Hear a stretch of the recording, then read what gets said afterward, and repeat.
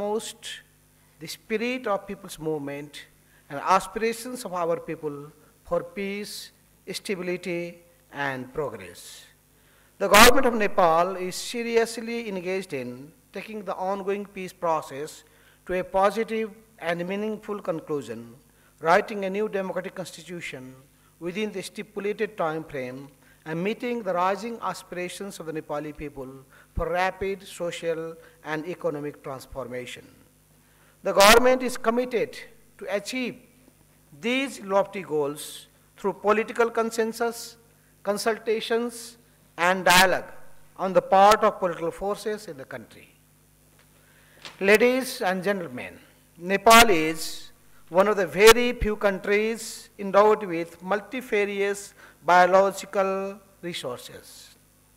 I am delighted to note that the government of Nepal has taken many important steps to conserve its rich biological diversity.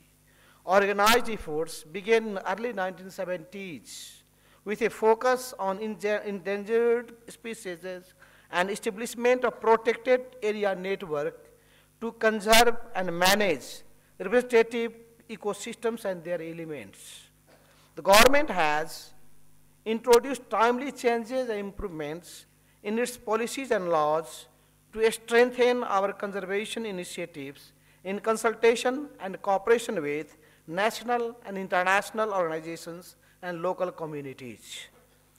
Nepal shares with other tiger range states many of the challenges, concerns, and opportunities in the field of securing effective conservation of biodiversity and national heritage.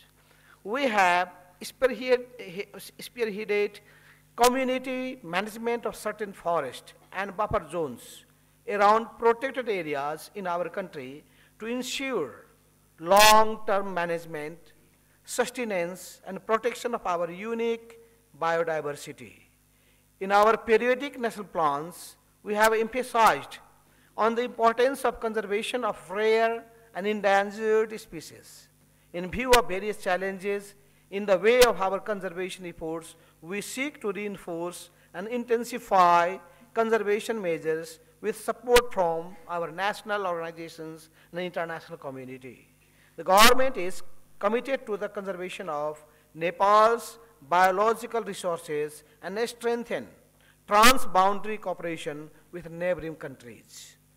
Despite our solemn pledge and unanimous commitment to take up further measures towards conservation of this precious animal, we have to acknowledge the stark reality of various threats that have seriously confronted the tiger population, its prey base, and habitat in our region. Besides, there is a looming threat of adverse consequences of global impact of climate change on our fragile environment. The dwindling tiger population, an increasing rate of depletion of its habitat range and surrounding landscape warrant immediate strategic and bold actions. Despite our concerted efforts taken during the last 3 decades or so, tigers still face threats of survival. The primary threat in tiger conservation is poaching and habitat loss.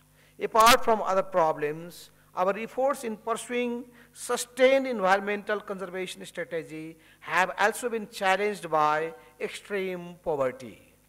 Friends and delegates, while solutions towards conservation may be area-specific, the viability of conservation will primarily depend on how we act collectively and try to tie up tiger conservation and overall biodiversity measures with the livelihood of local communities.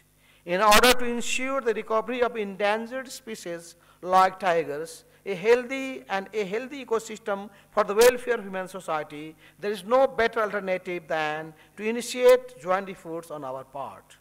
Global and regional solidarity and collective strategies armed with concrete actions are more necessary now than ever before to address these daunting challenges.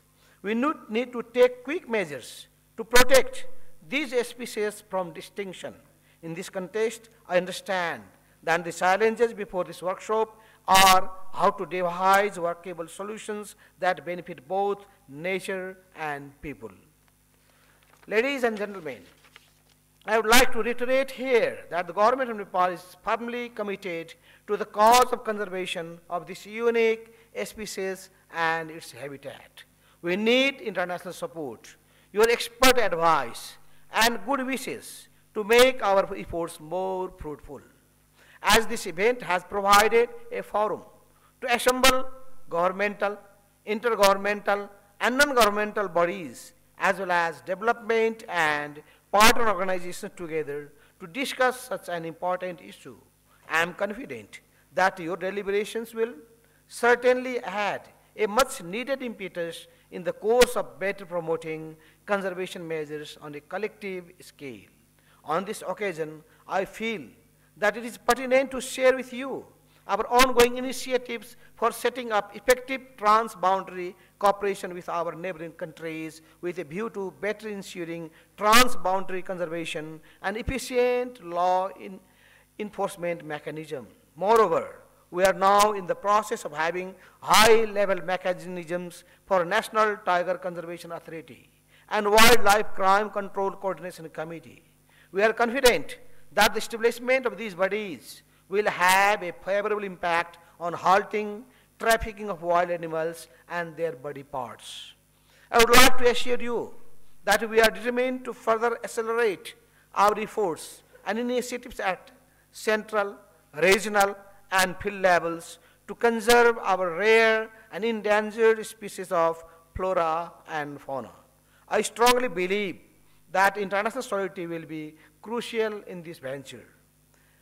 We may need to take a wide range of collective and prioritized actions for ensuring success of our strategy, including focus on increased investment in the field of conservation from respective governments and the donor community. Delegates and friends, working together, we are sure that we will reach our common destination. I am confident that this imminent gathering will provide a suitable platform to share our concerns, and we must use this important forum to draw attention of the world community to guarantee a better future for tigers and other endangered species. On behalf of the government of Nepal, the Nepali people, and myself, I wish to thank everyone who has helped us in the past in this endeavor and expect your continued support and cooperation in the common task of conserving our unique natural heritage. I am confident that the Kathmandu Global Tiger Workshop 2009 will mark a turning point in tiger conservation, leading to the Tiger Summit in the upcoming Year of the Tiger. Finally, I would like to reaffirm our strong commitment to conservation of tigers and other endangered species and concerted efforts in implementation.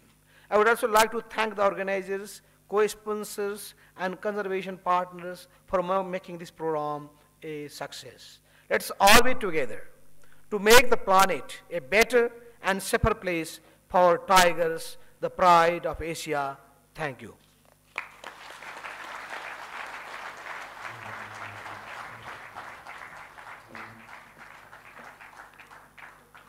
Thank you so much, sir, for your encouraging remarks, and your gracious presence has surely emphasized the urgent need to save our species. As we nearly come to the end of the program, I would like to request Mr. Gopal Prasad Upadhyay, Director General for the Department of National Parks and Wildlife Conservation. We are now at the verge of the inaugural program of Kathmandu Global Tiger Workshop 2009, and with full energy turning into 4 days long event framed to define strategic action to save the wild tiger. At this juncture, I would like to share a bitter reality where the size of the tiger population across their ranges continue rolling down rapidly despite our efforts made so far at a local, national, regional, and global level. The President urges for an instantaneous stroke if we feel responsible to create a better world for tigers and protect the right of our future generation to cherish a green future. I am fully confident that this event would bring synergy among all custodians at all levels to demarcate a clear direction in this line and help to establish a